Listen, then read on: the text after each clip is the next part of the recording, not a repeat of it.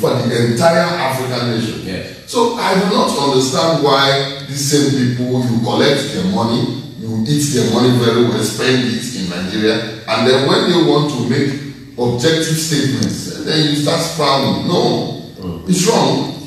And moreover, the statement, you know, as it affects the security of the country, you know, in terms of border countries and all that, these are countries that have been noted where terrorists coming from. These are countries that have been noted where they call it militia and all that, because of the porous nature of the border. So if these countries have been identified, why won't this statement be made? It's an objective statement, and I don't think anything is wrong with it. You see, I think there is more to it in this country. Honestly, because these things are not what should ordinarily cause, you know, problems. So if I may add, there is a political angle to this. Can you make us see that? So let's talk about it. In the run-up to the 2015 elections, Obama actually put out about a 10-minute video about the Nigerian elections.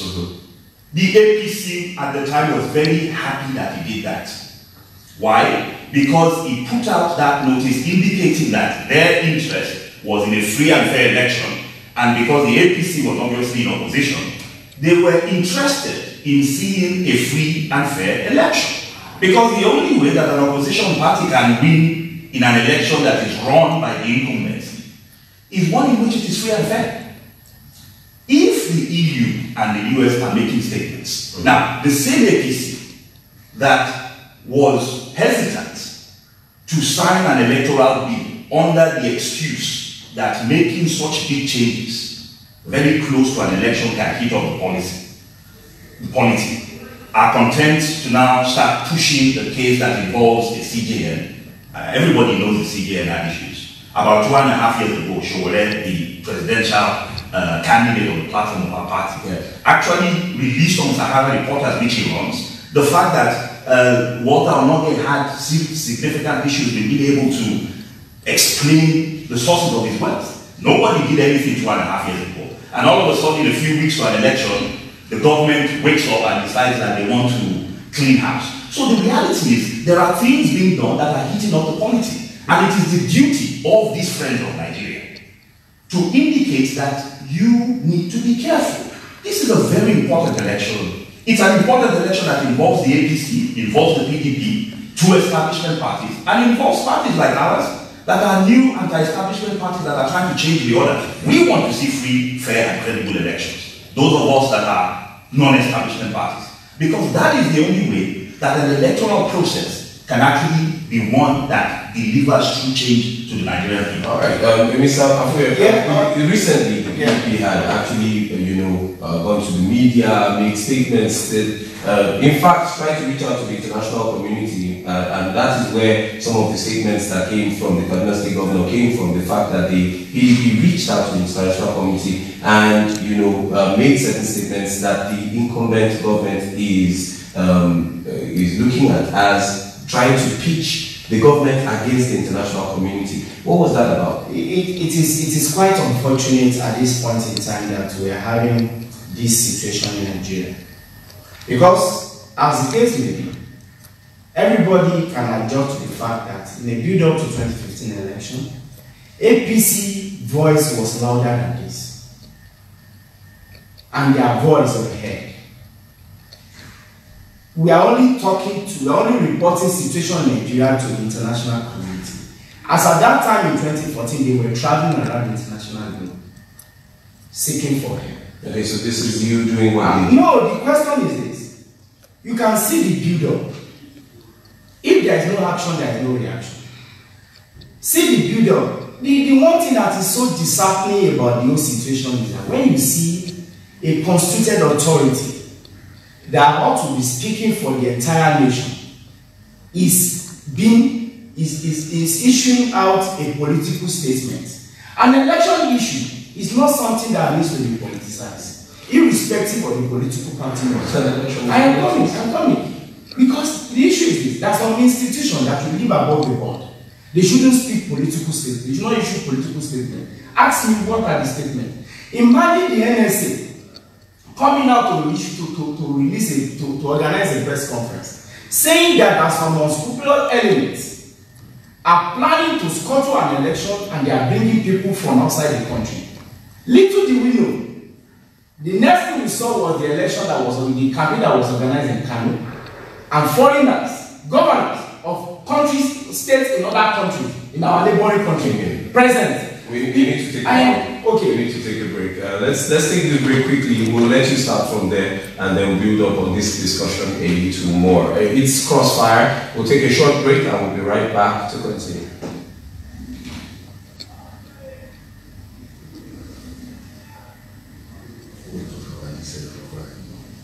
Yes, that's where we're going. That's where it's going. So we'll talk about it. We'll just open up. They have to talk about it. It doesn't make any sense. Because it's doing that. Unfortunately. We won't come back with phone calls will be interrupting us.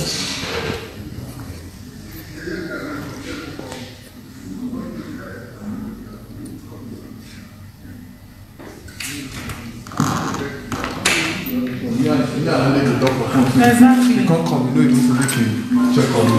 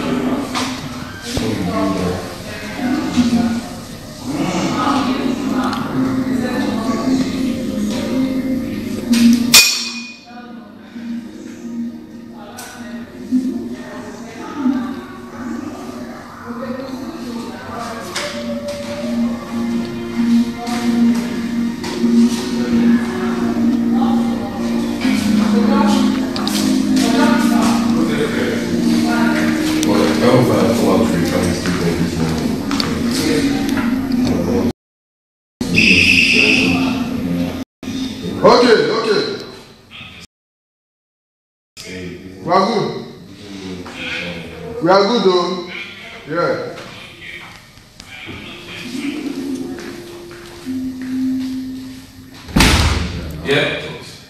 Yeah, we're ready.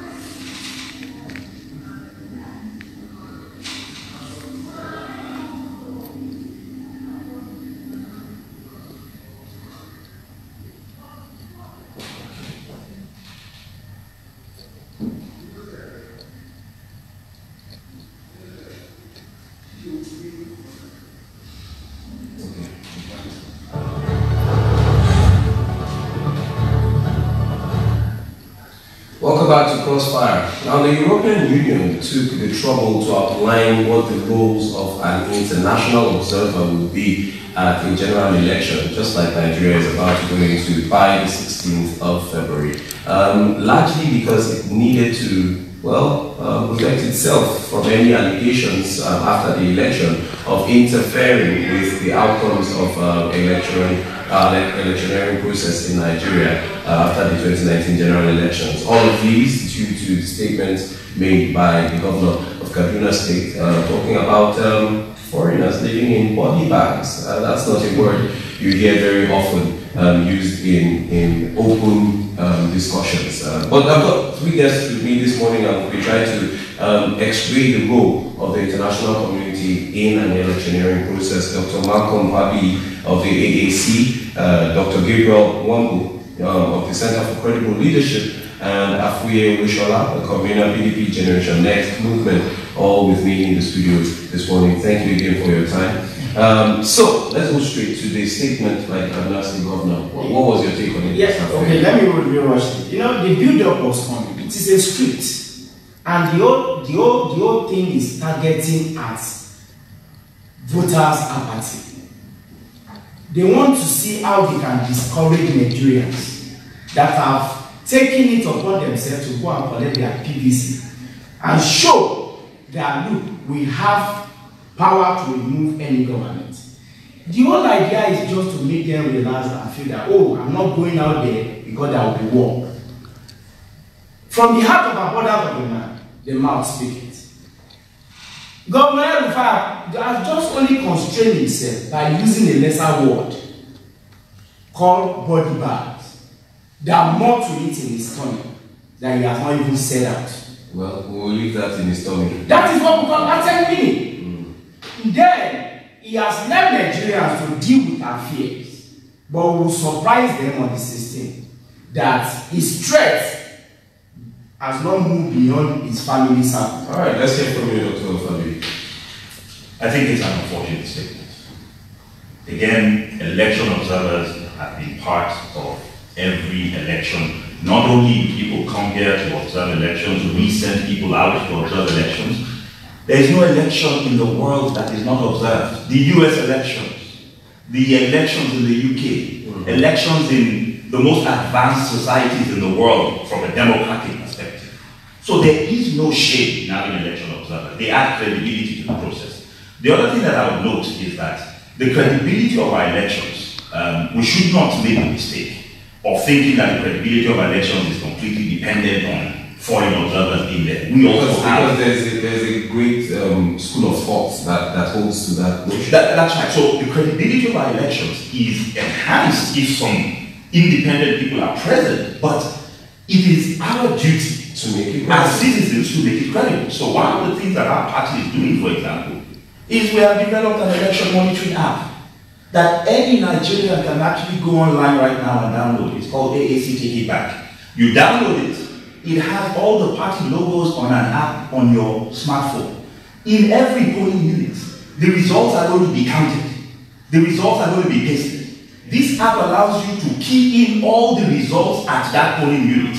You can tell what exact polling unit it is. Those 4 sets of numbers on top of your picture on your PVC card, and it allows you to take a snapshot of the election results. You press send, and we immediately get those results in real time. So election observers have their role, but we as Nigerians are the ones who are going to make our elections credible. All right, Dr. Gabriel. No, the statement by Malam Nasser El-Rufai, I analyzed it critically.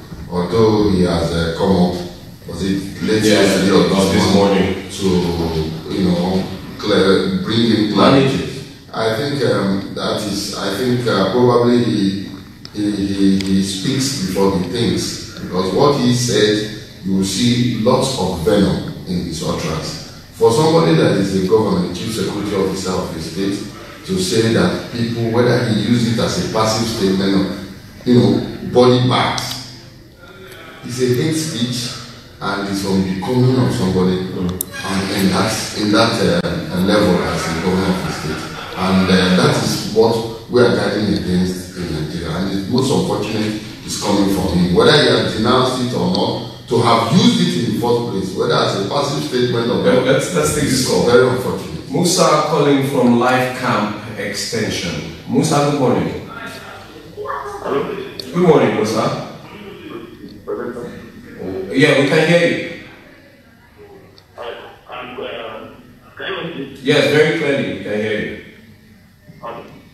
This issue of discussion is a welcome idea. I do not think that the observers to take a look in our election that will take place in February 16th. Because the only issue here is the leaders themselves, I can see they are trying that they are not by force because the person like national governor can this first comment, what do you expect from me?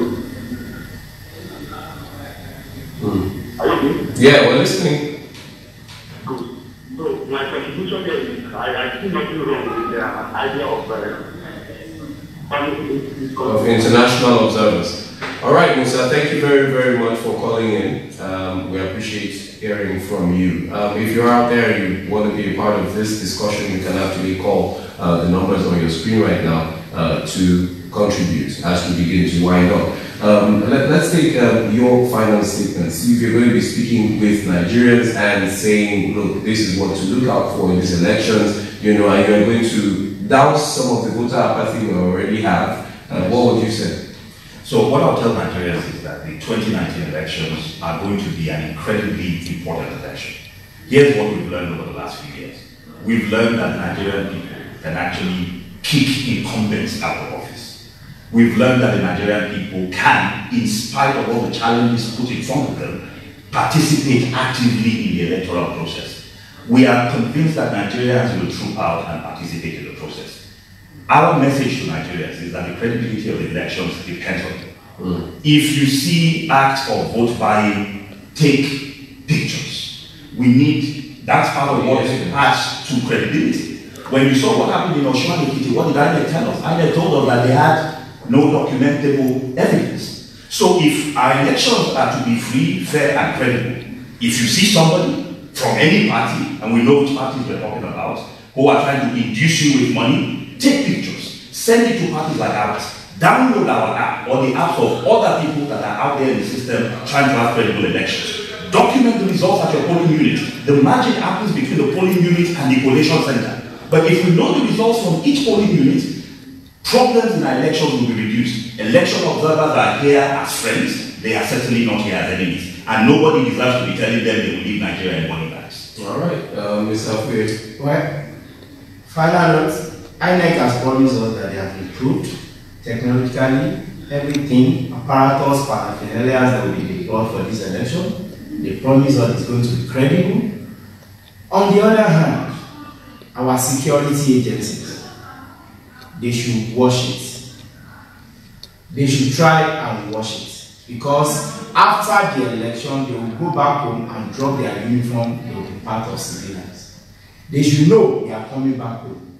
But during that their duty, they should stop and not intimidate Nigerian voters. They should allow people to come out freely and choose their leader. What happened in Osun and Ekiti should not repeat itself. From now on, before the election, I'm using this opportunity to encourage our voters there, Nigerian electorate, to come out. This is their land. Nothing will happen to them. Nobody will go in body's bag. At the end of the day, the people's voice will count. Mr. Fabiyi had to put in the body bag there. But let's have you, Doctor. Yeah, part of the trainings we've received, both internationally and the national level, is personal security. I want to encourage Nigerians who are electorates that want to exercise their franchise. So please, if you're snapping pictures, if you're taking pictures of people who are buying or selling votes or any form of inducement, you be sure you are safe. Be sure you're doing that without their knowing, because if they know or notice that you're snapping them, you might put yourself at risk. They might even kill you. That is the truth of the matter. And then your life is more important to us than any other thing. And moreover, we want to also encourage Nigeria, please come out and exercise your franchise. You cannot make any difference when you're just existing. Participate in the process by casting your vote for your choice candidate. Thank you so much. All right, and on Crossfire this morning, this is the much that time will permit us to take. When we talk national issues, time is never enough. And that's why we're going to bring you another edition of the show tomorrow morning and take the discussions a bit further and look at all of the issues that will help us build the Nigeria of our dreams. We say thank you to all of our guests. Dr. Malcolm Fabiyi, thank you very much. Mr. Afriyo Olushola, thank you so much. And Dr. Gabriel Wambu, thank you so much. All right, and this is the end of our show for today. We'll be back with another interesting edition of Crossfire tomorrow morning. My name is Fortune. Stay blessed.